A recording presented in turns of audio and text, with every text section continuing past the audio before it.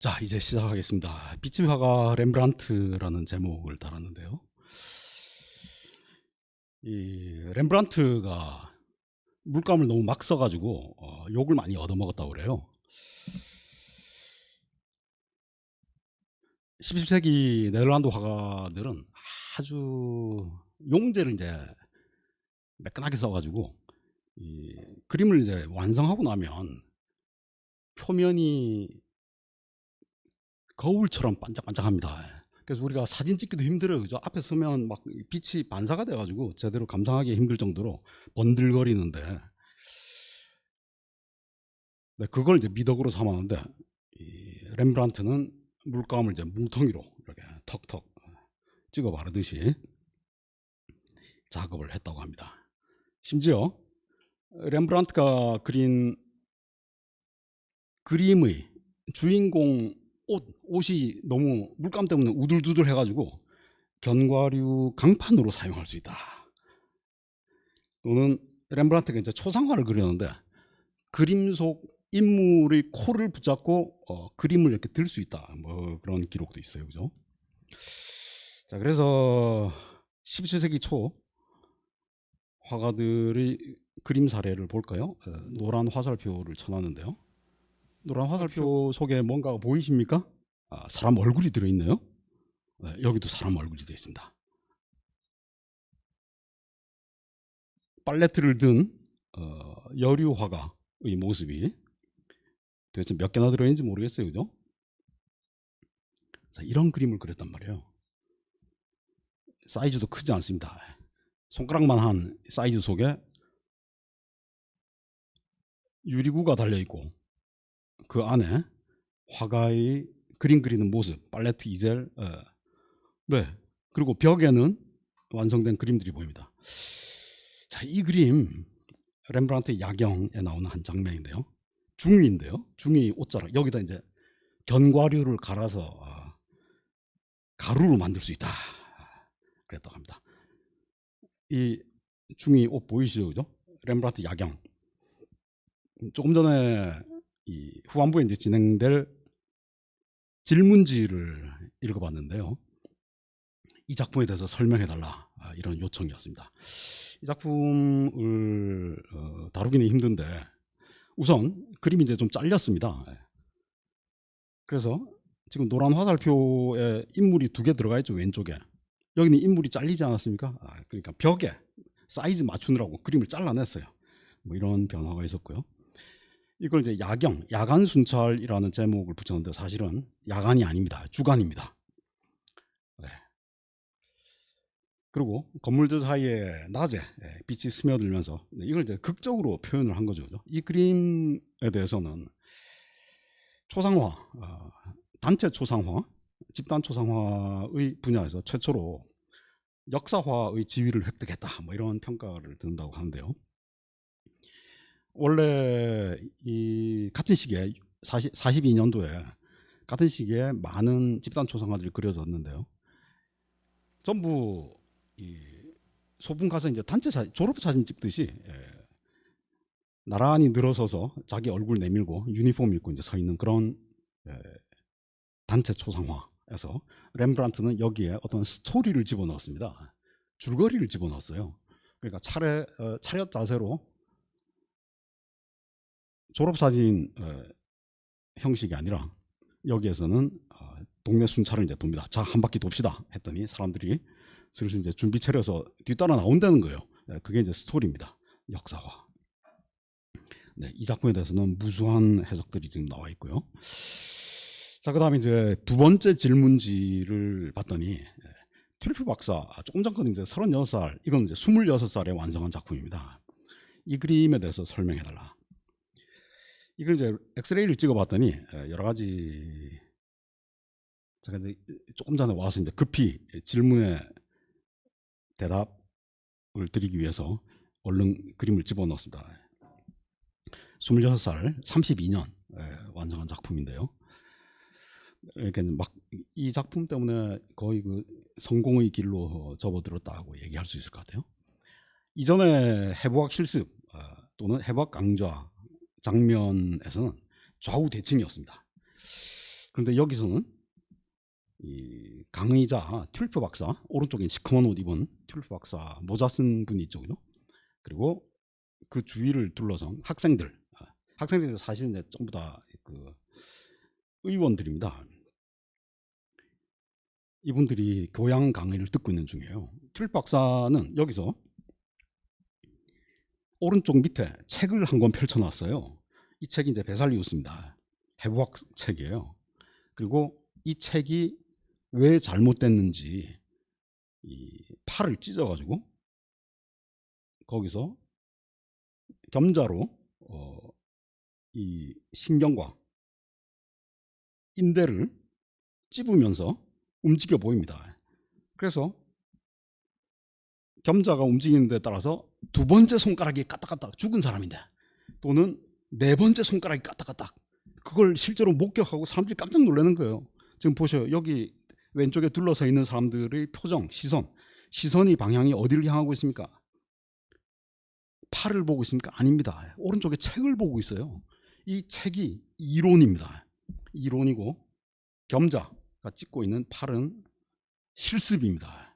그래서 실제와 이론이 어떻게 다른지, 책으로 학습된 지식이 과연 오류로부터 자유로운지, 그거를 이제 설명하고 있습니다. 그래서 튤프 박사의 박사 논문이 이거예요. 손가락은 어떻게 움직이느냐, 이게 박사 논문입니다. 자, 엑스레이를 찍어봤더니 맨 왼쪽에 있는 아저씨가 이제 새로 추가가 됐고요, 마지막에. 그래서 약간 어설프죠, 그죠? 다른 사람보다 약간 핏기가 없는 것 같아요. 그 다음에 맨 위에 있는 사람은 모자를 썼다 벗었습니다. 저 양반이 이제 모자 쓰고 있으니까 튤프 박사가 이제 약간 죽습니다. 그래서 모자를 벗겼고요. 자, 이런 변화를 우리가 엑스레이를 통해서 확인을 할 수가 있었는데, 자, 여기서도 하나의 줄거리가 들어가 있습니다. 역사화가 렘브란트. 역사화라는 것은 역사 주제를 다룬 그림이라는 뜻이 아니고, 스토리, 이야기가 있는 그림이라는 뜻입니다. 그래서 히스토리아를 우리가 이제 잘못 번역을 해가지고 이스토리아가 그리스어로는 이제 스토리인데, 그래서 성서 역사화, 신화 역사화, 역사 역사화, 네, 이런 식으로 다시 쪼개서 구분하죠. 그래서 가장 중요한 것은 종교 미술, 성서 역사화입니다. 잘 알려지지 않은 착한 사마리아인 판화인데요. 말 타고 왔습니다. 와서 사마리아인이 구한 다친 사람을 말에서 끌어내립니다. 착한 사마리아인은 어디 있을까요? 저 문 밑에 할아버지가 이제 아마 이 여관 주인인 것 같아요. 여관 주인하고 이제 흥정을 합니다. 제가 돈을 좀 드릴 테니까 나을 때까지 잘 보살펴 주십시오. 이런 장면이죠, 그죠? 그리고 그 광경을 왼쪽에 있는 투구 쓴 아저씨가 창밖을 팔을 괴고 내다보고 있습니다. 밑에 이제 이 자연스러운 소재가 하나 첨가가 되어 있고요. 자, 이거를 유화 작품으로도 남겼는데, 여기서도 개만 빠지고 다른 소재들은 좌우가 이제 바뀐 구성으로 똑같이 재현되고 있습니다. 개만 빠졌죠, 그죠? 다른 건 똑같아요. 암탉도 두 마리고, 저 뒤에 물 깃는 사람도 있고, 다 똑같습니다. 닭 두 마리 보이시죠, 그죠? 그리고 말을 타고, 지금 이제 피투성이에요. 머리도 깨지고 목에도 피가 잔뜩 묻어 있습니다. 그 사람을 도와서 말에서 내리고 있습니다. 이 다친 사람은 두 손을 모으고 무언가를 응시하고 있습니다. 뭘 응시하고 있을까요? 혹시 오른쪽 위에 있는 사람과 눈길을 맞추고 있는 게 아닐까요 싶은데요. 흥정하고 있는 사마리아인.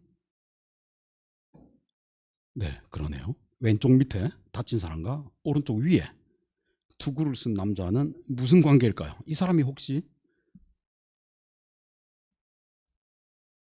오른쪽이 왼쪽을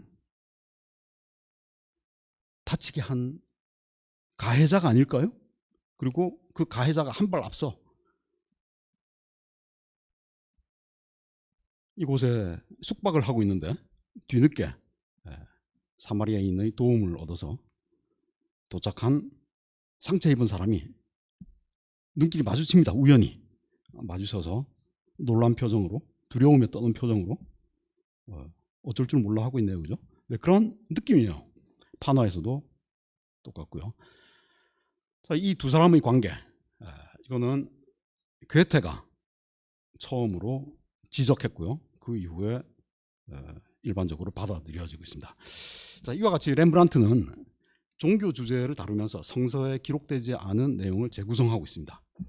자신의 상상력으로 여관에서 하필 그 못된 놈을 마주칠 줄 어떻게 알았겠어요, 그죠? 상상력으로 새로운 주제를 발굴하고 나가서 인간 내면에서 일어나는 다양한 현실적인 갈등 상황을 붓으로 해석하는 작업에 재능을 발휘했다. 자, 두 번째 역사화는 돌아온 탕자입니다. 자, 이 그림은 너무나 유명하고요. 무릎을 꿇고 등을 돌린 아들, 그리고 어깨에 손을 얹는 아버지. 아버지의 표정, 눈이 거의 실명한 것 같아요. 눈이 안 보이는 것 같습니다. 아마도 두 손이 그의 시각을 대신하는 것 같습니다. 이건 아마 큰아들이겠죠. 그죠? 큰아들 지금 기분 안 좋습니다. 집사인가요? 그리고 이 화면에서 가장 밝은 빛은 아버지 이마, 그리고 아들이 등을 어루만지는 아버지 두 손에 떨어져 있습니다. 이 작품을 지배하는 것은 한 가지예요. 침묵입니다. 아무 말이 없어요. 누구도 입을 떼는 사람이 없습니다. 그동안의 편력을 보여주는 두 발바닥이 있고요. 자, 렘브란트가 역사화를 다루는 방식을 보여줍니다.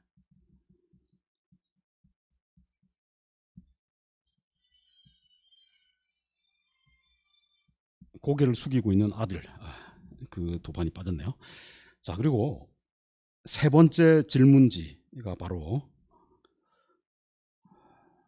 루브르에 있는 바세바에 대해서 설명해달라. 바세바 이야기는 구약성서 우리아의 아내 다윗 왕이 점지를 해가지고 남편을 이제 사지에 보내고 그러니까 솔로몬의 어머니가 되죠. 그 바세바인데요. 바세바의 목욕 장면은 중세시대부터 자주 그림의 소재가 되었습니다. 가장 흔한 것이 목욕하고 있는 바세바를 훔쳐보고 있는 궁정 베란다의 다윗 왕. 여기서는 그 모든 정황이 생략됐습니다. 그리고 집중되었어요. 어디로 집중되었을까요? 바세바가 지금 편지를 받아들었습니다. 그리고 갈등하죠. 거절하면 일가족이 몰살입니다. 그렇다고 수락을 하자니 또 여러 사람이, 자, 이 모든 사정을 알고 있는 유모는 모른 척 발가락을 닦고 있고요. 바세바가 들고 있는, 오른손에 들고 있는 다윗 왕의 편지. 자, 이 편지의 한 자락이 살짝 뒤집어져서 글자, 가까이서 봐도 이제 글자를 읽을 수는 없습니다. 글자처럼 거뭇거뭇한 것이 보이고요. 봉인했던 빨간 밀랍의 흔적이 보입니다. 자, 이것을 쥐고 어쩔까? 마음을 뒤집을까? 뭐 이렇게 이제 고민하고 있는 것 같아요. 이 접었다 편, 이 편지 위에 떨어져 있는 명함의 흔적들이 고뇌를 짐작하게 합니다. 그리고 왼손, 지친 듯이 버티고 있는 왼손 밑으로 헝클어져 있는 이 천의 주름들, 네, 이런 모티프가 성서 역사화의 줄거리를 풍부하게 해주는 것 같습니다. 말을 닦고 있고요. 한편 루벤스가 그린 밧세바를 봅시다. 밧세바가 목욕을 하기 위해서 옷을 벗고 장진구를 풀어내고 있습니다. 또는 목욕을 다 하고 이제 옷을 껴입고 장진구를 패용하고 있는 중일 수도 있어요. 그죠? 그리고 흑인 노예가 다윗 왕, 저 위에 다윗 왕 보이십니까? 왼쪽 위에 조그맣게 베란다 위에 서 있죠. 그죠? 양반은 이제 있는 거 없는 거 다 그립니다. 등장인물도 많아졌어요. 개도 한 마리 있고요. 분수대도 있고 다 있습니다. 그리고 시종이 편지를 가져오자 뭔가 신나는 일이 벌어질 것 같아 라면서 발랄한 모습을 보이고 있습니다. 이게 이제 루벤스예요. 루벤스와 렘브란트 약 20년의 시차를 두고 완성된 두 거장의 스타일이 서로 다릅니다. 자, 여기에서는 루벤스의 경우에는 리액션이 바깥으로 드러나요. 그렇지만 렘브란트의 경우는 이 반사 행동이 내면화됩니다. 밧세바 목욕. 네, 이거는 밧세바의 갈등을 심리적 갈등을 표현하려는 건지 몸매를 자랑하려는 건지 참 헷갈립니다. 수산나의 목욕. 자, 바로크 시대 때 제가 질문 하나 던져볼까요? 바로크 시대 종교 미술 주제 가운데 가장 많이 다루어졌던 주제가 뭘까요? 자, 우리가 바로크 시대 종교의 시대, 교회의 시대라고 생각한다면 아무래도 그리스도 십자가 책형, 마리아와 아기 예수, 삐했다 뭐 이런 거 아니겠느냐? 아닙니다. 그건 다 20위권 밖이에요. 밧세바의 목욕, 수산나의 목욕 장면이 1, 2위를 다툽니다. 네, 이건 이제 제가 그냥 느낌으로 한 얘기가 아니고 안톤 피클러가 2권짜리 바로크 주제들이라는 두툼한 책을 내서 거기 이제 싹 다 통계를 잡았어요. 목욕 장면입니다. 여기서도 역시 목욕인데요. 수산나, 돈 많은 여자인데요. 백합이라는 뜻이고요. 너무 더워가지고 이제 사람들 싹 다 물리고 정원 문을 걸어 잠근 다음에 혼자서 이제 목욕을 하려고 하는데 그때 두 할아버지가 탁 튀어나옵니다. 두 분이 다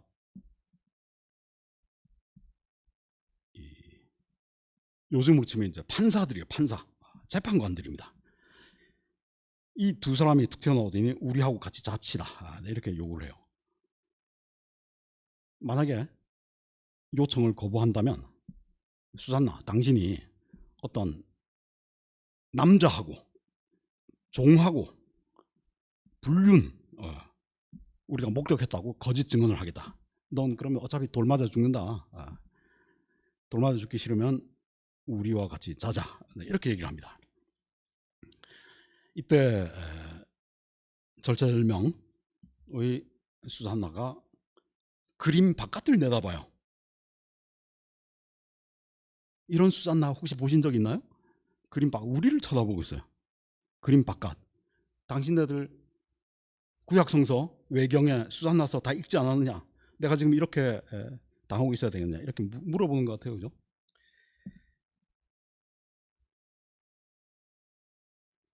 이 눈빛을 통해서 우리는 성서적 사건의 증인으로 사건에 동참하게 됩니다. 무서워요. 소포클레스, 오이디푸스 왕. 오이디푸스가 자기 어머니 테베 왕이 돼가지고 어머니 이오카스테를 번쩍 들고 침실로 들어갑니다. 이제 무서운 일이 벌어지는 거예요. 근진상간이 벌어지려고 그래요. 오염이 벌어지려고 합니다. 오염이 벌어지면 나라 전체가 망해버리는 거예요. 역병이 돌아서 망해버립니다. 무서운 일이에요. 두 사람은 아무것도 모릅니다. 자기 엄마인지도 모르고 자기 아들인지도 몰라요. 그렇지만 객석에 있는 우리는 알고 있는 거예요. 우리를 향해서 이렇게 쳐다보고 있어요. 여기에는 두 개의 줄거리가 흐르고 있습니다. 예전에 동독 무슨 작가 이야기를 다룬 타인의 삶이라는 영화가 있었는데, 그 영화 보니까 동독의 무슨 스타지가 누구를 이제 계속 염탐하고 그러다가 이제 마음이 돌아서 가지고 그 사람을 오히려 도와주게 됩니다. 작가, 이 정보원인데 자기가 감시하던 사람에게 감화가 돼서 도와주게 되죠. 그죠? 그리고 그 사실이 탄로나서 좌천되고 그냥 우체부가 돼버려요. 가난하게 살게 되는데,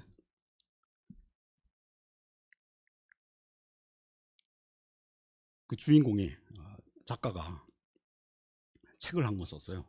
그 사실을 알게 됩니다. 그 작가도 이제 그 내막을 다 알게 됐습니다. 나중에는 어떤 식의 도움을 받게 되는지 알게 됐어요. 책을 냈는데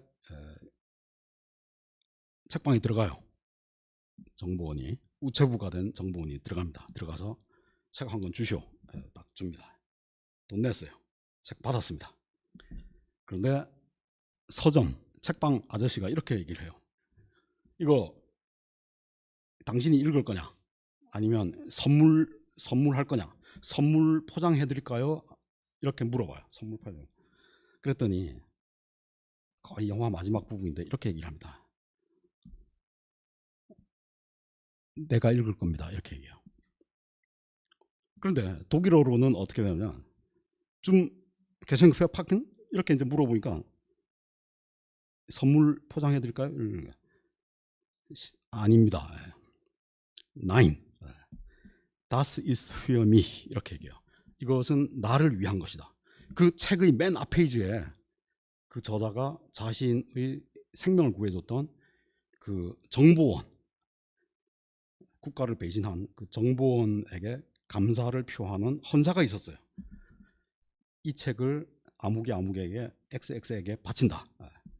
이 책은 나를 위해 헌정된 책입니다. 라는 뜻으로 얘기합니다. 그러니까 Das ist für mich, is for me 라는 그 말에 두 가지 의미가 있는 거죠. 그죠? 이 수잔나의 시선을 한번 보셔요. 그래서 결국 분리신문에서 두 판관들을 사형에 처하게 되죠. 내다봅니다. 극 중에 5명, 10명, 20명의 역사화의 등장인물 중에 한 사람이, 어린아이가, 강아지가, 할머니가, 귀퉁이에 한 주변 인물이 밖을 쳐다보는 모티프는 존재합니다. 그렇지만 단 한 명의 주인공이 초상화가 아닌데 성서 역사화에서 우리에게 시선을 던지는 경우를 보신 적이 있나요? 루크레티아. 자살하죠. 그죠? 지금 칼로 찔러서 피가 막 흐릅니다. 오른손에 칼 들고 있어요. 양반이 로마 왕정, 마지막 왕의 아들, 왕자 타르퀴누스, 섹스투스에게 강간을 당해서 더럽혀집니다. 그 이전에 이제 사건이 좀 있어요. 그 생략하고요. 그 사실을 남편 콜라티누스에게 고백한 다음에 부탁을 하고 자살해 버립니다. 그리고 남편 콜라티누스가 라틴족들을 규합해 가지고 왕정을 몰아내고 공화정을 세우죠. 509년에 공화정의 어머니라는 이름을 가지고 있는 루크레티아. 이탈리아 초등학교 교과서, 역사 교과서 맨 처음에 나오는 인물입니다. 루크레티아. 얼마나 분하겠어요. 세댁인데 권력에 의해서 겁탈당하고 죽음을 선택합니다. 정치적인 행위예요. 이게 렘브란트의 해석입니다. 렘브란트 이전에 또는 동시대의 다른 화가들, 루크레티아, 이건 스토리고요. 루크레티아의 겁탈, 루크레티아의 겁탈, 루크레티아의 자살. 자, 이게 내면의 고통에 몸부림치는 자세로 보이십니까? 자기 몸매 자랑하는 거 아니에요, 이거? 자코피노 델 콘테의 루크레티아. 이건 홈쇼핑에서 이 칼 파는 여자 같아요, 그죠? 쇼호스트 같지 않으세요?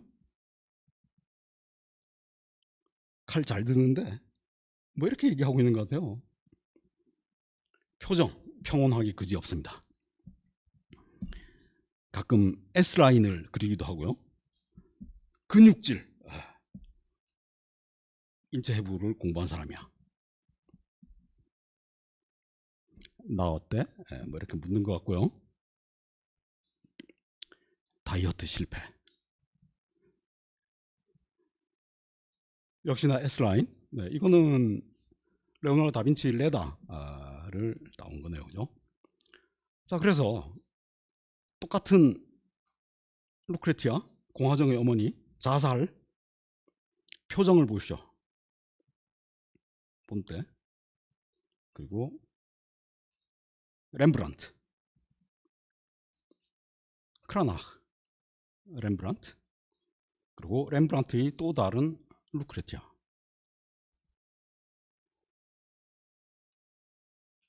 루벤스는 루크레티아를 어떻게 다뤘을까요? 이렇게 다뤘습니다. 이게 루벤스요. 자, 역사화에 이어서 두 번째 주제는 자화상입니다. 자화상 불티나게 팔렸습니다. 컬렉터들이 급격하게 늘어났고요.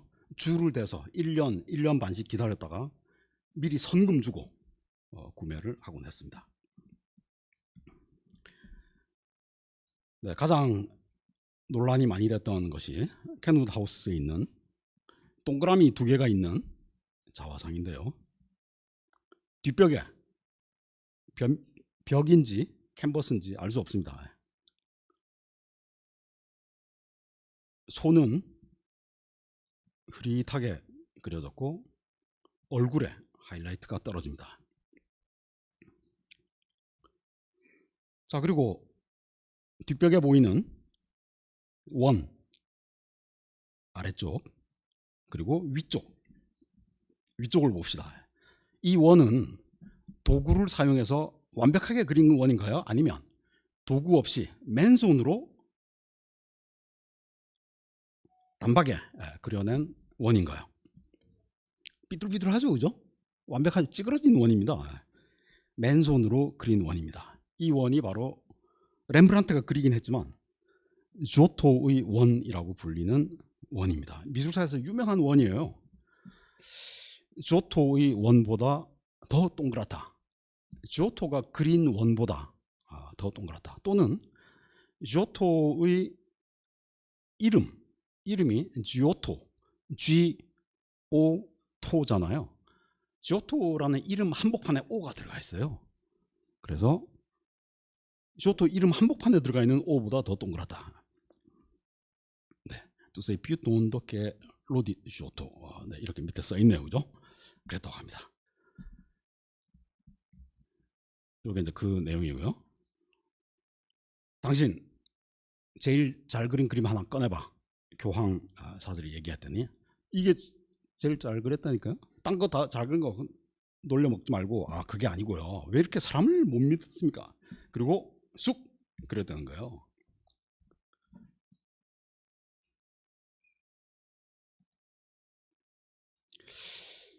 과연 이 사람의 코를 잡고 그림을 들어 올릴 수 있을까요? 이건 약간 과장된 거죠. 하우브라켄 약간 뻥이 있는 사람입니다. 자, 이 작품도 대단히 흥미로운 작품이고요. 네, 꼭 눈에 담아 두셨다가 나중에 곰곰이 생각해 보시기 바랍니다. 네, 이 한 작품으로 한 학기 수업을 할 수 있습니다. 네, 이 그림은 예전에 뽕네프의 연인들이라는 영화가 있었는데 91년도에 그 영화에서 주인공이 슐레 비노시가 점점 이제 눈이 멀어가요. 실명. 그래서 완전히 시력을 잃어버리기 전에 마지막으로 루블 안에서 이 그림을 보고 싶다. 그래가지고 이제 열쇠쟁이를 예전에 루브르에서 근무했던, 그래서 열쇠를 이제 다 갖고 있는 그 거지한테 몸을 줍니다. 몸을 준 대가로 들어갑니다. 이게 영화의 한 장면인데요. 그리고 눈빛을 완전히 상실하기 전에 한번 이제 만져보는, 네, 유명한 작품이죠. 렘브란트 이 그림 자화상, 34살, 자신만만합니다. 자, 이 그림의 자세 구성, 반짝거리는 눈동자. 렘브란트는 눈동자에 빗점을 넣지 않아요. 이 그림은 예외적으로 눈동자에 빗점이 들어가 있습니다. 라파엘로로부터 가지고 온 겁니다. 그리고 팔을 받치고 있는 앞턱, 난간턱, 그리고 난간턱에 새겨진 서명은 티치아노로부터 가지고 온 거죠. 이 작품, 그러니까 원작은 왼쪽 그림인데요. 왼쪽 그림이 라파엘로가 그린 카실리오네 초상입니다. 이 그림이 암스테르담 경매에 나왔어요. 그래가지고 비딩을 했는데 이 돈줄에서 밀려가지고 결국 구입을 못하고 얼른 스케치만 해가지고 온 다음에 그걸 본떠서 좌우를 뒤집어서 자기 초상을 완성한 겁니다. 판화로도 남아있고요. 자, 이 카실리오네 이 자세는 라파엘로가 그린 또 다른 그림, 이 소스인데요. 프로토타입인데요. 이 그림은 안타깝게도 사라졌습니다. 예전에 이제 2차 대전 때 그 미술품 약탈, 나치, 그 사건을 다룬 모뉴먼트맨이라는 세기 작전이라는 영화가 있었는데요. 네, 거기서 이제 불탄 걸로 이제 스토리가 설정이 돼 있더군요. 렘브란트 자화상.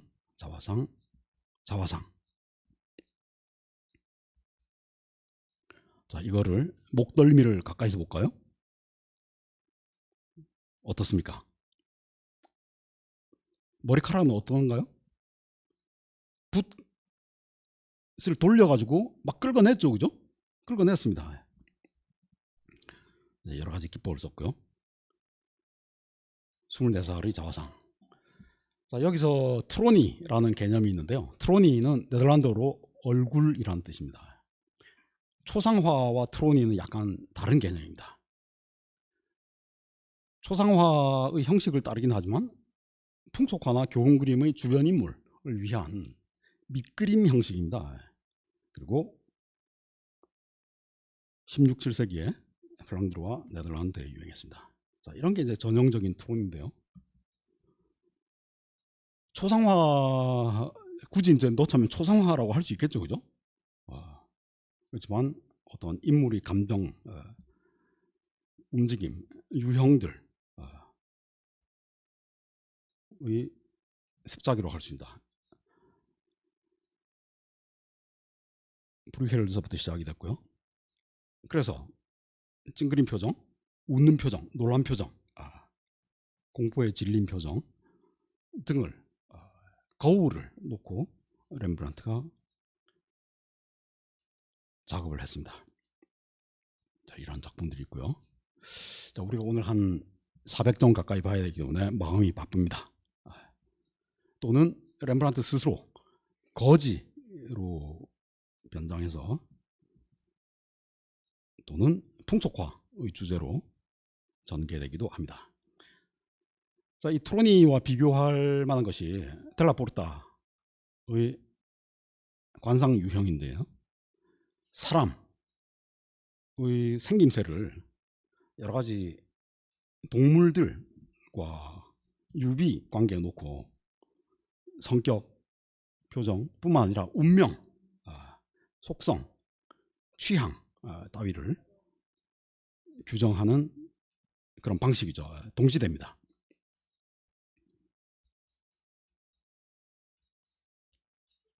델라포르타.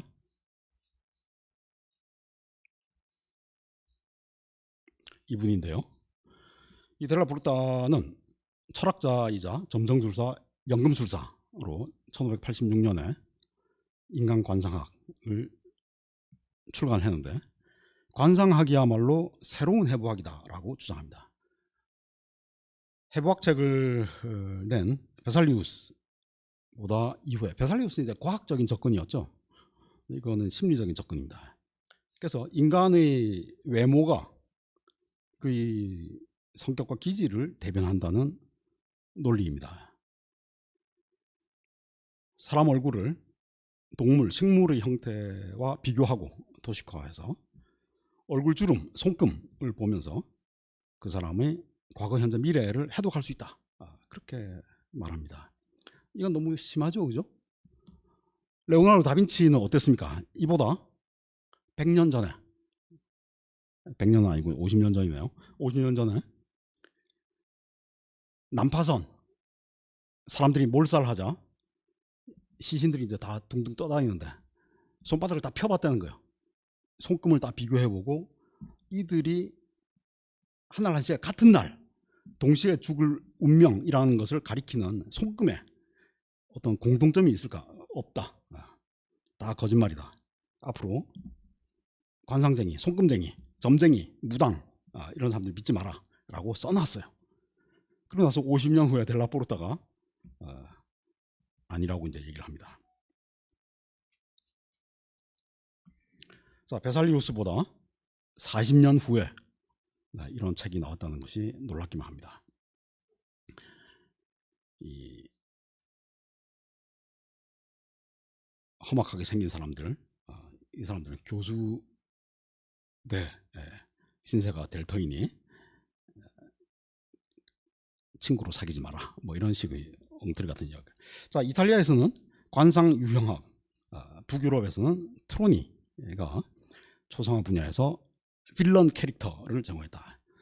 빌런이 이제 나쁜 놈이죠, 그죠? 그렇지만 주인공의 역할을 돋보이게 하는 어떤 양념 역할을 합니다. 여러분 혹시 그 노팅힐이라는 영화 보셨어요? 거기 보면 이제 남자 주인공하고 같이 룸메이트 있잖아요. 같은 집 쓰는 그 친구가 이제 항상 엉뚱한 소리하고 못된 소리하고 하지만 결국 이제 도와주죠. 빌런. 트로니, 관상 유형학. 우리가 유다를 항상 못생기게 그리잖아요. 베드로는 항상 대머리로 그리잖아요. 네. 그래서 이게 너무 바보 같은 말이긴 하지만 실제로 미술에서는 아주 큰 무게를 가지고 있는 내용입니다. 렘브란트의 유명한 코끼리에 대해서 잠시 다루어 보겠습니다. 이 코끼리인데요, 1637년 공공전시가 됐었어요. 잠시 미리 공고가 붙었고 날짜에 맞춰서 렘브란트가 목탄과 종이를 준비해서 뛰어갑니다. 사이즈가 커요, 그죠? 거의 20cm, 가로 세로 20cm입니다. 꽤 큰 거예요. 그리고 군중들이 운집한 가운데 이리 밀리고 저리 떠밀리고 하면서 발가락 끝을 세우고 까치발로 서가지고 흔들리면서 그린 그림이 5점이 남아 있습니다. 이 코끼리가 바로 한스켄이라는 이름이 붙었는데요. 여러분 혹시 헨젤과 그레텔 이야기 아시죠? 그죠? 헨젤, 한스, 작은 한스가 헨젤입니다. 헨젤. 또는 작은 한스를 한스켄이라고도 불러요. 네덜란드. 자, 그래서 필렘의 아들 오라니 왕자가 선물로 받았는데요. 또 매각하고 또 순회 공연도 하고 37년에 37년 꼭 외워두셔요. 암스테르담에 선적되기 전에 잠시 공개됐을 때 그 스케치를 남겼을 것이다. 오렌지공 윌리엄의 아들 프레드릭이고요. 요거는 지나갑시다. 지난 시간에 이거 다뤘고요. 그리고 37년에 코끼리를 사생을 했는데 38년에 이듬해 아담과 하와를 그립니다. 동판화인데요. 아름다운 동판화예요. 여기서도 빛과 그림자, 빛을 등지고 어둠 속으로, 그늘 속으로 발을 옮깁니다. 자, 하와의 몸뚱아리에는 어둠이 덕지덕지 묻어 있어요. 여기서는 빛과 어둠을 단순히 화면 구성의 원리가 아니라 여기서는 도덕적 가치, 종교적 가치, 윤리적 가치를 부과한 것으로 보입니다. 자, 요 발 밑에 코끼리가 등장하죠, 그죠? 코끼리가 에덴 동산에 등장한 것은 이게 처음입니다. 이전에는 코끼리 없었어요. 에덴 동산에 코끼리 한 마리 키우면 이게 다 초토화돼 버립니다. 37년에 본 거를 써먹은 거예요. 어떤 다른 화가들도 코끼리를 에덴 동산에 넣지는 않았습니다. 여러 가지 묘기를 습득을 해가지고 순회 공연하다가 죽었습니다. 그 뼈는 지금 피렌체에 가 있고요. 뼈 전시되어 있습니다. 렘브란트가 코끼리를 꼼꼼하게 그리지 않고 대충 쓱싹 그린 것은 작가 스타일 때문이 아니라 사람들한테 떠밀리면서 멀찌감치해서 보고 후딱 그렸기 때문이다. 최초로 코끼리를 사생한 것은 이보다 400년 전 1255년 프랑스 왕 루이, 신성왕 또는 성왕 루이라고 하는데요. 루이가 헨리 3세에게 선물해서 런던 타워에서 사육했다고 합니다. 프랑스 사육사가 밑에 조그맣게 그려져 있습니다. 자, 중세인들은, 자, 지금 렘브란트 코끼리를 설명하기 위해서 중세인들은 잘못된 코끼리에 대한 지식을 가지고 있어가지고 무릎이 없다고 생각했어요. 무릎이 없이 다리가 통뼈다. 근데 여기서는 아래쪽에 무릎이 보이죠, 그죠? 무릎 보입니다. 무릎뼈가 없다. 무릎이 있는데 왜 그러세요?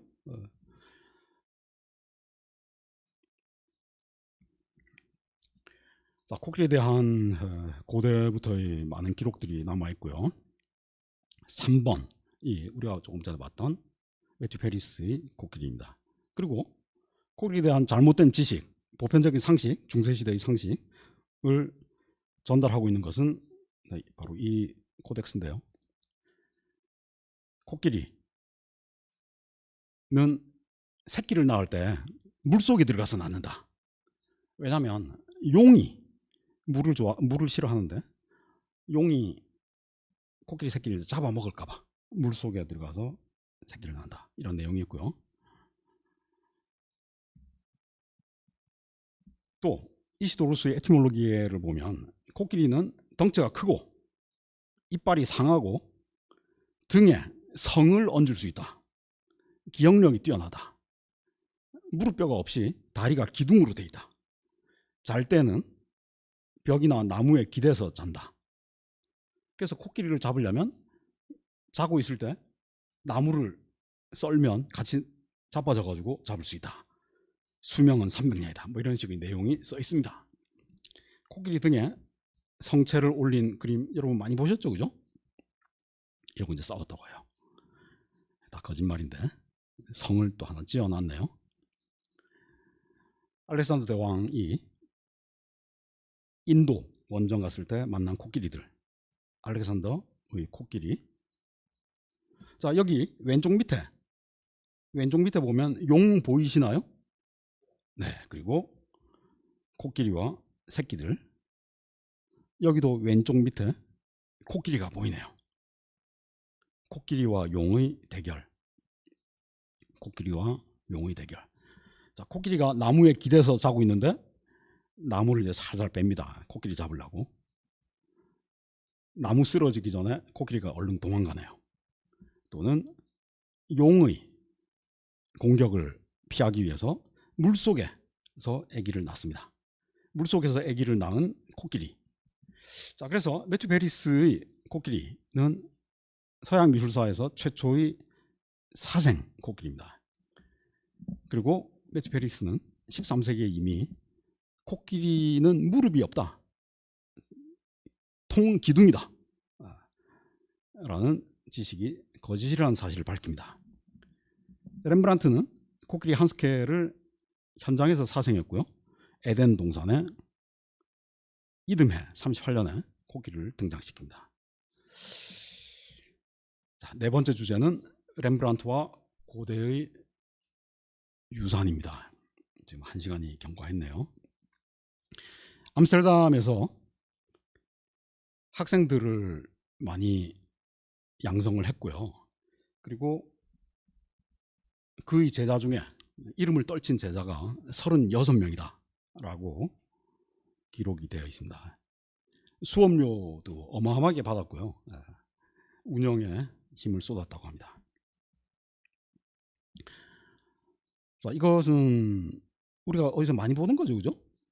이 그림 아니요? 이 그림을 동판화로 새겨가지고 많이들 유포를 했어요. 그 동판화를 보고 렘브란트는 한 번도 네덜란드를 떠나본 적이 없습니다. 집안에서만 있었어요. 네, 실물을 볼 기회가 없었을 겁니다. 네, 그렇지만 그 작품의 의미는 잘 알고 있었고 여러 차례 재활용을 했습니다. 또 십자가 강화, 이 장면은 이게 렘브란트인데요. 어디선가 본 것 같지 않나요? 판화, 렘브란트는 판화도 다 직접 작업했어요. 그리고 판화, 원작 동판도 다 보관을 했습니다. 그리고 때때로 이제 고쳐가지고 또 카피를 해서 계속 팔아먹곤 했었죠. 그죠? 그런데 지난 시간에 봤던 플란더스의 개, 안트베르펜 재단화, 루벤스입니다. 똑같지 않아요? 이 루벤스가 동판화로 제작이 됐고요.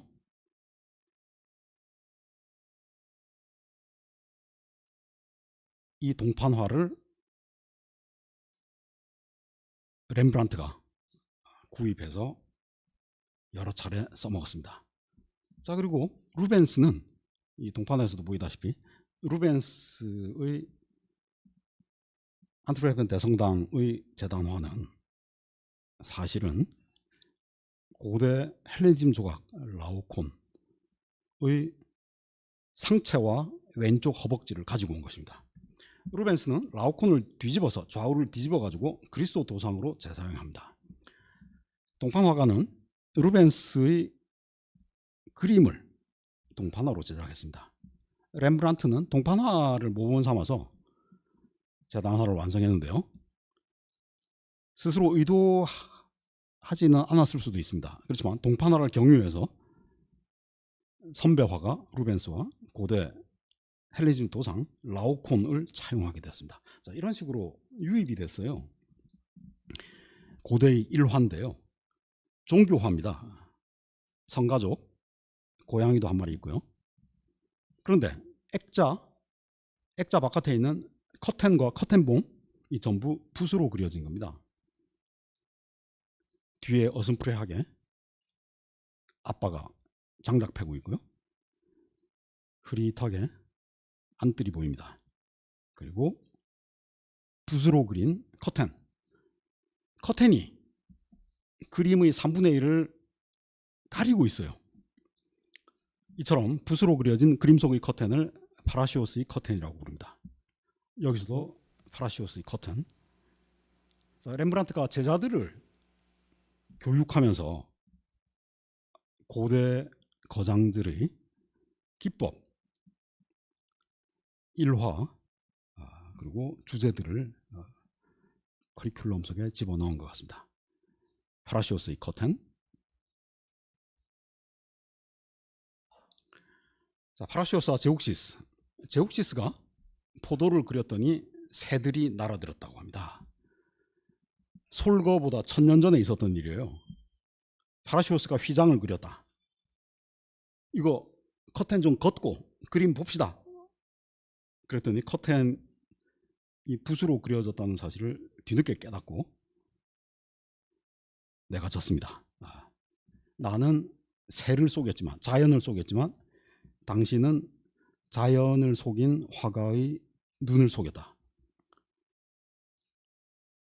왼쪽에 커튼, 오른쪽에 그림 속으로 날아드는 새. 왼쪽에 커튼, 오른쪽에 그림 속의 포도송이와 새들이 보입니다. 자, 이런 그림들이 크게 유행했고요.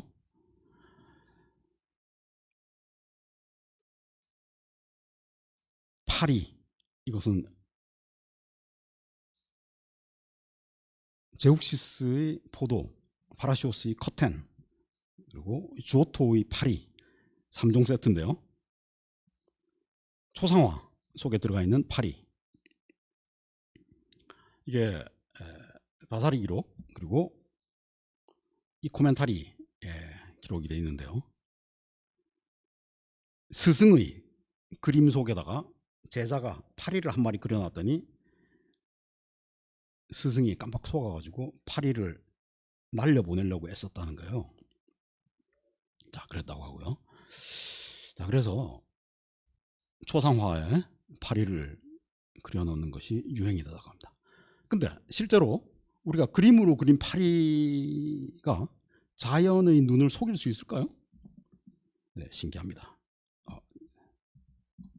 자, 렘브란트의 명암법. 명암의 구분이 종교적 도덕적 가치로 기능할 뿐 아니라 화면의 구성 원리로서 작품의 줄거리를 견인하는 추동력을 제공할 경우에 명암법이라고 부릅니다. 라파엘로, 카라바조, 렘브란트가 직계 계보입니다. 명암법인데요. 어둠이 마치 빛을 에워싸고 있는 것 같아요. 삼손과 들릴라 이야기. 자, 머리카락을 잘라서 들고 나갑니다. 밑에는 삼손이 눈이 찔리고 있어요.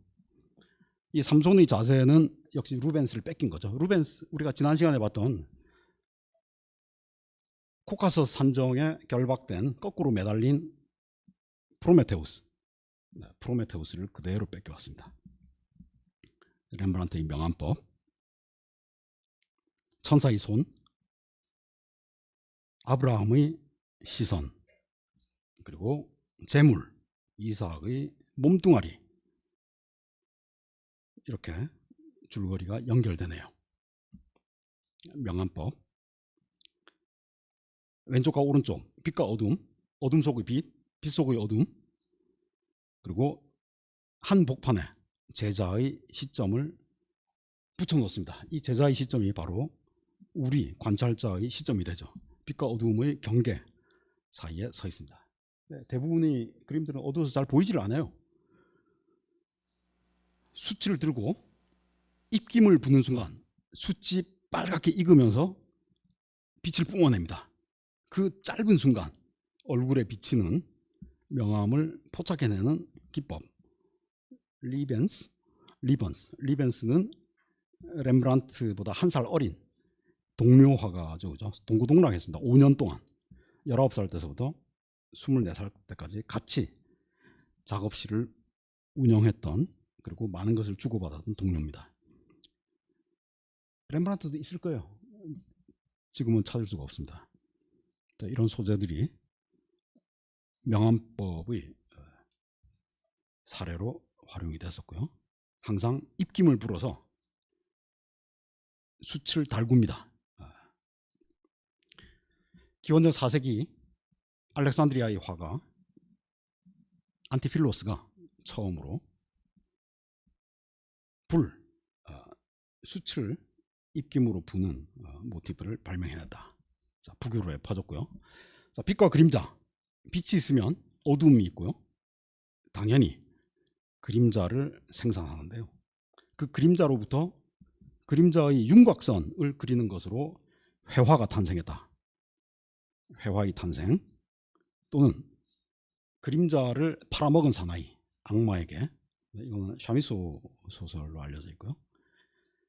유다의 머리에 붙어있는 검은 후광. 자, 이 어둠, 그림자 후광이 무슨 뜻일까요? 우리로부터 떨어지지 않는 어떤 것이죠, 그죠? 립비, 마리아의 그림자, 천사가 뿌리는 그림자, 천사가 마리아를 향해서 그림자를 뿌리고 있어요. 밑에 보면 이렇게 써 있습니다. 에케 안킬라 도미니, 나는 주님의 계집종입니다.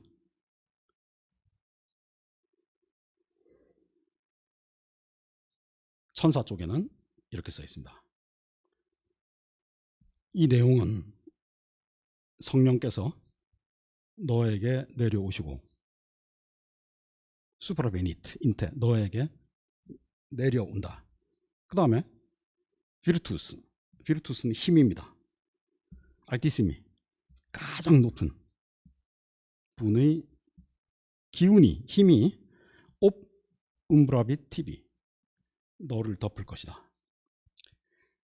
자, 여기서 옵 움브라비트 티비 너에게 덮쳐올 것이다 라고 번역을 했지만 잘못된 겁니다. 움브라 그림자 어둠이란 뜻입니다. 그림자를 들이운다 라는 뜻입니다. 힘이 너를 덮는 것이 아니라 힘이 너에게 그림자를 덮을 것이다 이렇게 얘기를 해야 돼요. 그림자입니다. 자, 야고보 외경을 보면 마리아가 물어봅니다. 제가 임신을 한다는 말씀인데 세상 여인네들과 똑같은 방식으로 임신이 됩니까? 아니다.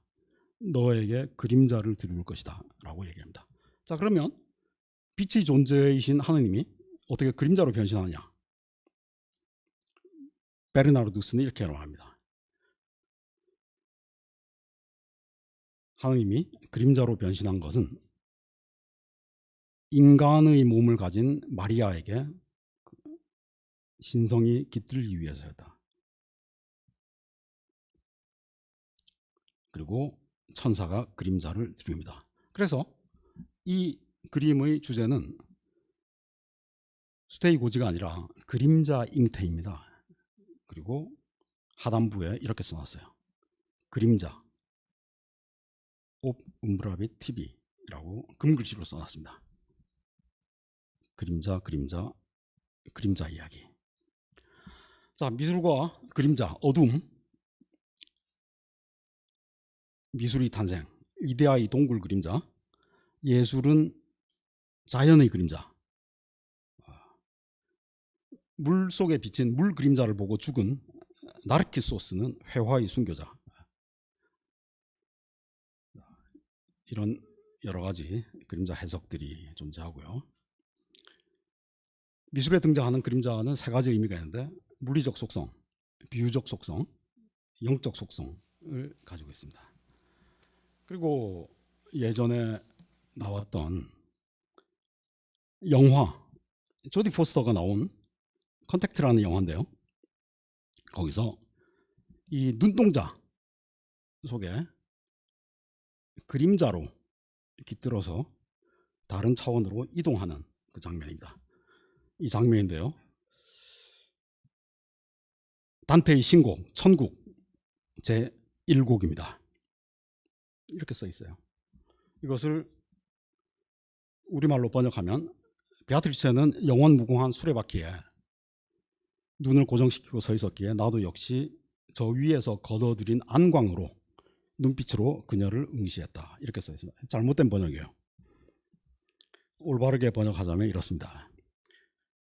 베아트리체는 영원한 바퀴들에 눈을 쳐다보고 있었다.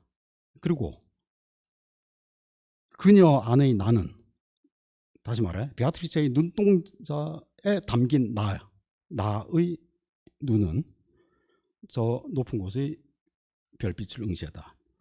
자, 위에 두 번째 줄입니다. 두 번째 줄에 이오 인레이, 나 이오 인레이, 그녀 안의 나, 그녀의 눈동자에 내 모습이 베아트리체의 눈동자 속에 들어가 있는 거예요. 루치피시, 그 빛들을 응시했다. 이렇게 써 있잖아요. 근데 그녀 안에 있는 나, 그녀의 눈동자에 담긴 나가 빨간색 번역에는 없죠, 그죠? 없습니다. 그런 식으로 번역하면 안 돼요. 그 다음에 74, 75.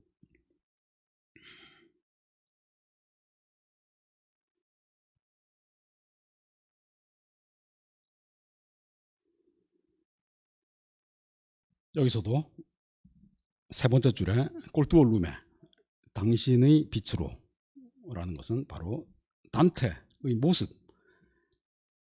모습의 반영을 담은 베아트리체의 눈빛입니다.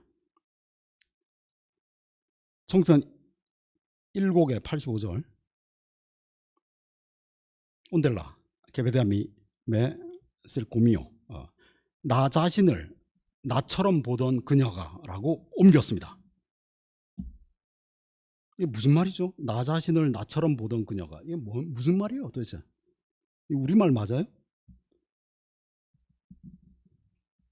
내가 나를 보던 그녀가.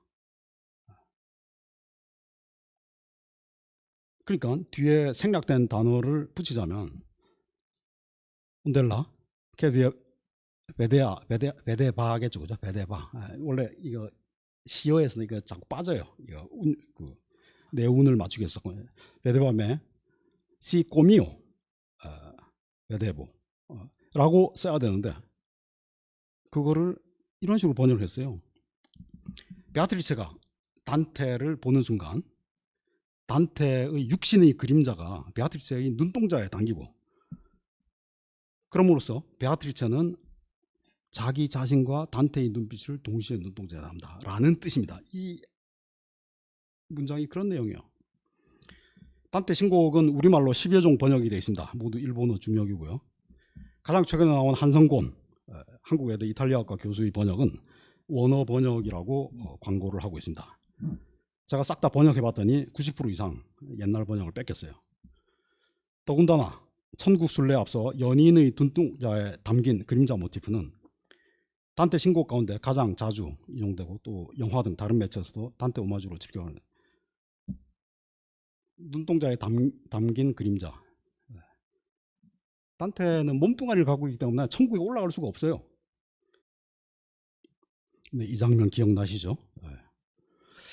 자, 그러면 우리가 아까 질문지 3개를 이미 소화를 했기 때문에 그리고 오늘 10분 늦게 시작했기 때문에 10분만 더 하겠습니다. 마지막으로 렘브란트는 역사화가 그리고 판화가로 알려져 있는데요.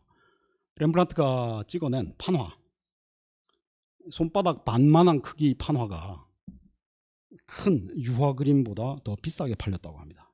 어떤 판화였을까요? 네, 테베의 공주 안티오페,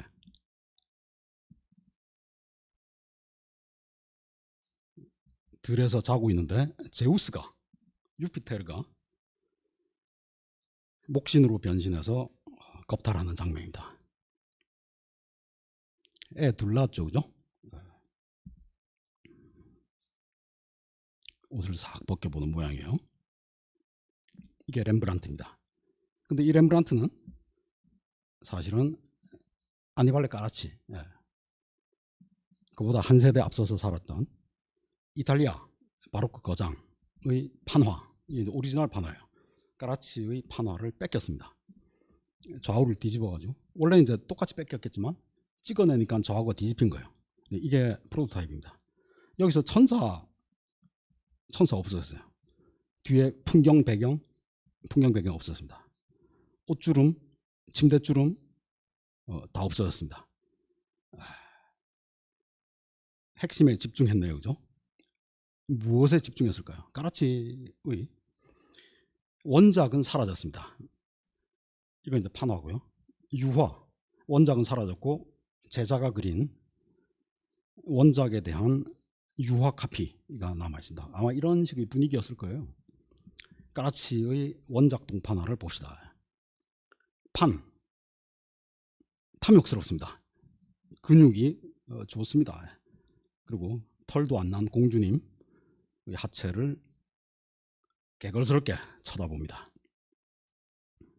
한편 렘브란트 판이 늙었습니다. 네.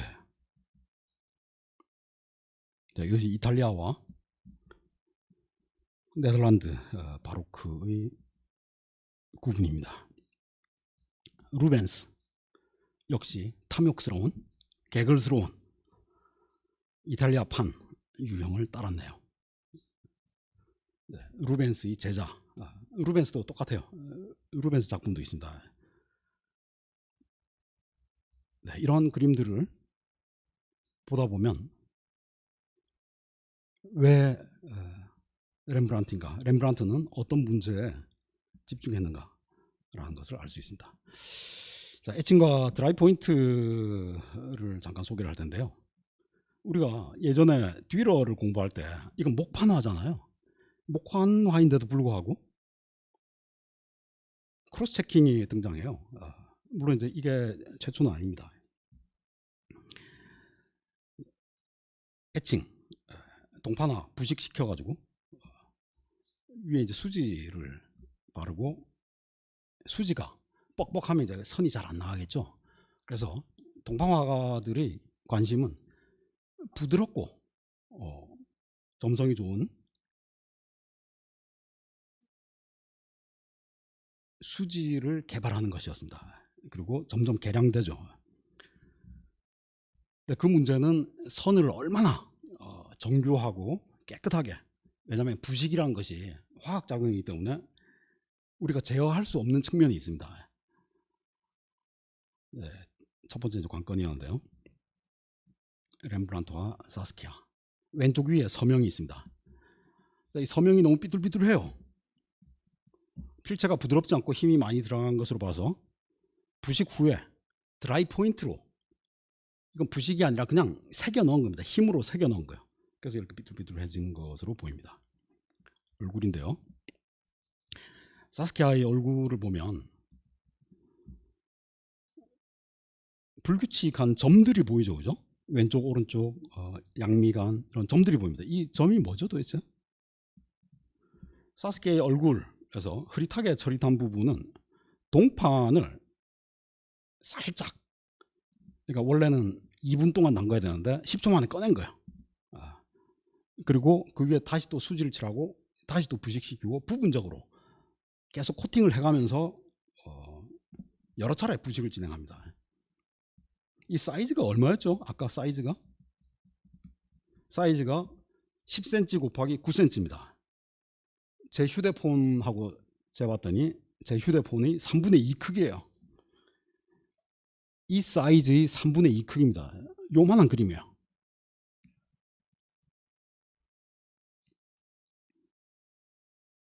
여기서도 꺼냈다가 바르고 꺼냈다가 바르고, 이게 바로 헹궈내기 신공인데요.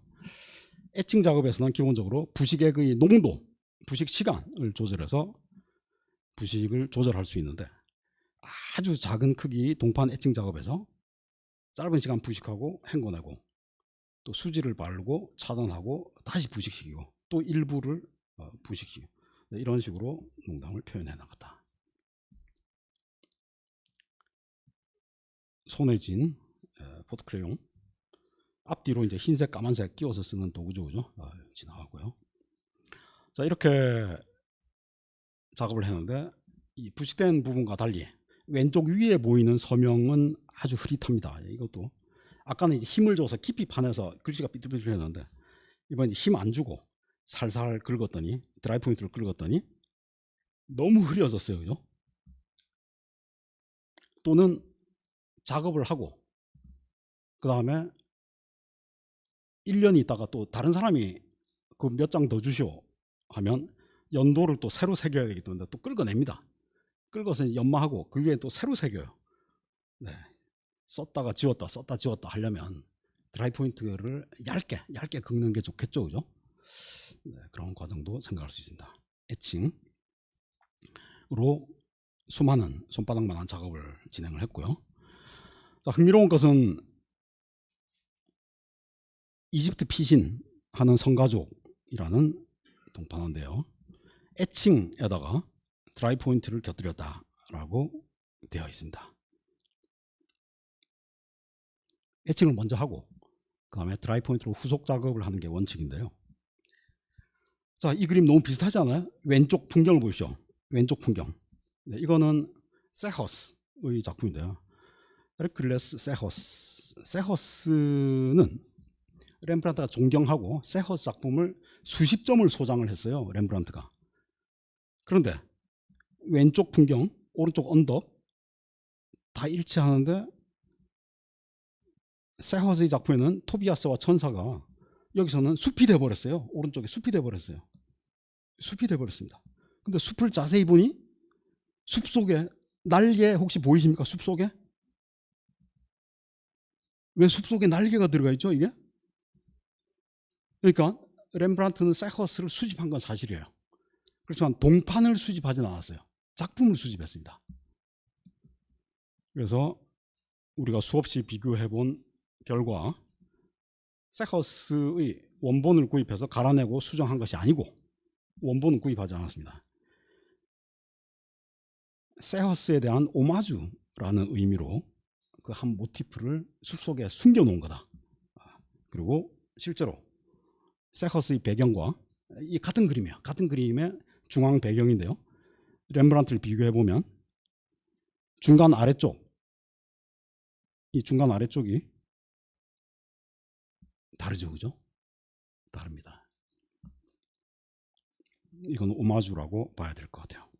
그래서 인그레이빙, 드라이 포인트 똑같아요. 둘 다 건식인데 애칭은 이제 부식시키는 거고 드라이 포인트는 이제 긁어내는 거고 싹싹싹 긁어내는 거. 뷰리는 찍어서 파내는 겁니다. 힘으로. 그래서 각도를 줘서 쭉 파내면 밀려 올라오겠죠. 밀려 올라옵니다. 깊이가 생기고 둔덕이 생깁니다. 이게 거스람이라고 하는데, 그래서 잉크를 묻히면 이렇게 두꺼운 선들이 나오게 됩니다. 회화적 선들이 나오게 돼요. 이게 바로 뷰린 또는 뷰린을 사용한 인그레이빙 기법입니다. 이 세 가지를 전부 사용했는데요. 이 그림에서는 애칭 부식과 그 다음에 생으로 긁어낸 드라이 포인트, 그리고 긁어서 힘으로 파낸 뷰린 작업 어디에 들어가 있을까요? 자, 옷깃, 어깨 부분에 굵은 선 보이시죠? 그 다음에 책장 굵은 선 보이시죠? 네, 오른쪽에 섬세한 선들, 왼쪽 뒤에 흐릿한 선들. 애칭 작업 후에 드라이 포인트로 추가 작업, 후속 작업을 합니다. 디테일을 다듬거나 새로운 모티프를 첨가합니다. 자, 여기에서도 굵은 선, 그 다음에 무릎 안쪽 디테일, 음영 처리, 이런 것들을 읽을 수 있습니다. 그래서 이 드로잉이 무지하게 비싸게 팔렸는데 오리지널이고 한 점밖에 없으니까 렘브란트는 드로잉처럼 보이는 동판화를 작업을 해가지고 그걸 이제 비싸게 팔아먹은 거야. 그 점에서는 렘브란트를 따를 사람이 아무도 없었다고 합니다. 자, 애칭이지만 드로잉처럼 보입니다. 네, 선이 얼마나 자유롭습니까? 그리고 얼굴에 넣었다 뺐다 한 흔적들도 있고요. 자, 이런 것에 열광했다고 합니다. 네, 거의 다 봤는데요. 렘브란트가 여자 문제들이 좀 있었고, 그 다음에 여성 누드 모델을 여러 차례 고용을 한 기록이 있고요. 그렇지만 이런 그림을 보면 우리가 이탈리아에서 봤던 고전적인 조형적인 아름다움과는 차이가 있죠, 그죠? 차이가 있습니다. 이탈리아가 고전의 어떤 우미, 조화, 균제, 이런 가치들에 집착을 했을 때 북유럽 화가들은 이 세상의 진실, 눈에 보이는 이 세상의 거울로서 회화라는 개념을 쫓았습니다. 렘브란트는 그것을 이제 완전히 벗어나지는 않았습니다. 그렇지만 렘브란트에게 거울의 의미는 이 세상을 비추는 거울이 아니라 인간의 내면을 비추는 거울이었어요. 그 문제를 가지고 실험했습니다. 렘브란트의 애칭 작업은 펜이나 연필로 그린 드로잉을 방불케 합니다. 실제로 펜으로 그린 것 같아요. 돋보기로 들여다봐야 할 정도입니다. 자, 이 그림에서는 아마도 이제 어떤 그림의 밑그림이었을 텐데요. 잘 안 보이지만 저 파란 화살표 뭐가 그려져 있는지 보이십니까? 네. 배경의 모티프는 약하게 부식된 상태에서 헹궈내고 수지를 칠해서 부식을 차단한 겁니다. 이런 식으로 원경과 전경 사이의 대기 원근법, 멀리 떨어진 것일수록 윤곽선이 이제 흐릿하게 보인다. 사물의 형태가 모호해진다. 이런 기법을 렘브란트는 동판화에서 애칭을 생략하고 드라이 포인트와 뷰린만으로 작업을 하게 됐습니다. 이 작품인데요. 그러니까 힘으로 다 파낸 거예요. 부식을 안 하고. 자, 이 그림에서는 뭔가 좀 이상하죠, 그죠? 잘 알려진 작품인데요. 프랑스 침대. 에로틱한 장면입니다. 여자가 팔이 몇 개죠? 여자가 팔이 3개예요. 왼팔이 2개가 있고 오른팔이 하나 있습니다. 팔 하나를 닦아내지 않고 또는 위에 수지를 바르지 않고 그대로 이제 찍어낸 겁니다. 그 의도는 알 수가 없어요. 알 수가 없지만 그렇게 됐고요. 자, 여기서 드라이 포인트와 뷰린의 차이. 이건 드라이 포인트죠, 그죠? 명백하게 드라이 포인트입니다. 자, 이거는 오른쪽은 뷰린이에요. 한 3분 정도 동안 렘브란트 이후의 다른 판화 기법. 우리가 고야를 보면 이 모래알처럼 뽀얀 배경이 있잖아요. 이거는 이제 송진가루나 설탕가루를 갖다가 먼지처럼 곱게 날립니다. 이 돌려가지고 날려요. 곱게 날립니다. 그러면 먼지처럼 이제 가라앉습니다. 그러면 그 송진가루, 그 가라앉은 동판을 불에다 가열해서 녹여서 점착시켜요. 그러면 그 부분에는 산이 묻질 않습니다. 산이 묻질 않아요. 그래서 이렇게 뽀얀 안개 같은, 이게 마치 수채화처럼 보이기 때문에 에코틴트, 아쿠아틴타, 에코틴트라고 부르는데요. 수채화 효과. 그래서 같은 방식으로 수지를 바르고 다시 한번 날리고 하면 이제 농담을 구분할 수 있겠죠, 그죠? 짙은 부분, 얕은 부분 이렇게 딱딱 층이지게 됩니다. 애칭 없이 에코틴트로만 작업하면 윤곽선이 없습니다. 아까 우리가 본 것은 애칭이 있었어요. 이 선이 있잖아요. 선이 있으면 애칭입니다. 뽀얀 것은 에코틴트입니다. 근데 윤곽 애칭 없이 에코틴트로 하면 선이 당연히 없겠죠.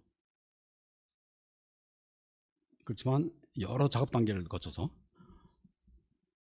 아쿠아틴타 과정만으로 완성한 그림이에요. 계속 가루 날리고 바르고 가루 날리고 바르고. 네, 그래서 윤곽선이 없습니다. 그 다음에 마지막으로 메소틴트가 있는데요. 메소틴트는 이 락커라는 걸 가지고 단단한 쇠인데요. 계속 왔다 갔다 하면서 이제 이 선들을 만들어내죠. 이렇게 만들어진 선, 이것이 윤곽선을 나타내는데요. 배경을 나타내는데요. 아주 힘든 작업입니다. 가장 힘든 작업이에요. 그래서 이 사람의 왼쪽 눈을 봅시다. 가로, 세로, 대각선, 선들이 보이죠, 그죠? 아까 락커로 계속 문지른 거예요. 네, 이런 효과가 납니다. 아까 우리가 송진가루를 날릴 때는 한 층, 다른 층, 네, 여기서는 그보다 더 진보했죠. 네, 이런 식의 기법이 있었는데 이 기법들은 에코틴트 같은 경우는 렘브란트가 거의 죽을 때 가까이 돼서 처음 발명이 됐습니다. 그리고 확산이 되질 않았어요. 그래서 렘브란트가 사용하지는 못했습니다. 자, 그래서 제가 오늘 준비한 것은 사실은 렘브란트 전체 분량 중에 거의 10분의 1이 될까 말까요. 그래서 너무 안타깝습니다. 그렇기도 하고 효율적으로 배치하기가 힘든 그런 부분도 있었습니다. 어쨌든 여러분들이 기대했던, 우리가 잘 알고 있던 그 렘브란트와는 약간 다른 그런 것들을 모아봤습니다. 선생님들 감사합니다.